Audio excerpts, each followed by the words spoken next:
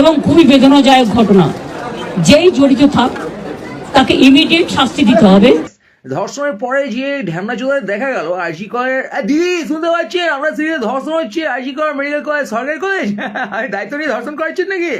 এই TNC BAP নিয়ে এসব ধর্ষণ হচ্ছে। আগে পার্সিয়া বলেছিলেন যে ক্লায়েন্টের ব্যাপার, এটাও কি ক্লায়েন্টের ব্যাপার না নিজস্ব প্রেমের ফেরার ব্যাপার থাকবে, ডাক্তারদের ব্যাপার। সবাই ছিল, কিন্তু কি করে ঘটনা ঘটলো এটা এখনো আমি ঠিক বুঝতে পারছি না। ওখানে মেডিকেল কলেজ যে কটা পদাধিকারী ব্যক্তি এইসব এডুকেশন হেড ফেড একটাকেও দেখে ভক্তি হচ্ছে না, সব করা ঢ্যামনাচোদা বাল। এইসব ঢ্যামনাচোদা বালগুলোকে এইসব জায়গায় লাগিয়ে রেখেছে কে? এই শাসক, সারা রাজ্য সরকার, টিএমসি বোকাচোদা,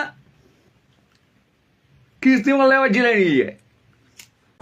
আজকে প্রিন্সিপাল নিজে রেজিগনেশন করে দিয়েছিলেন, বলছিলেন যে আমার বাড়িতেও তো বাচ্চারা আছে, যেভাবে আমাকে গালিগালাজ করা হচ্ছে। মেডিকেল কলেজের ওই বালটা প্রিন্সিপাল আমার মেয়ের মতো। তারপর তুমি কি করে জানলে? আমি জানলাম মারা গেছে। তোমার কি বললো? বললো মারা গেছে। তা কি করে মারা গেছে বললো? আরে বোকাচোদা প্রথমে তো তোকে ফোন করে বললো যে কেলো হয়ে গেছে, গানে বাস হয়ে গেছে, এখানে রেপার মার্ডার হয়ে গেছে স্যার। কোয়ারা খোঁচো বললো। তুই বোকাচোদা সেটা মিডিয়ার সামনে এসে ঢোক গিলছিস আমার মেয়ের মতো বলে, তুই সত্যি হাইড করছিস। এটা কি?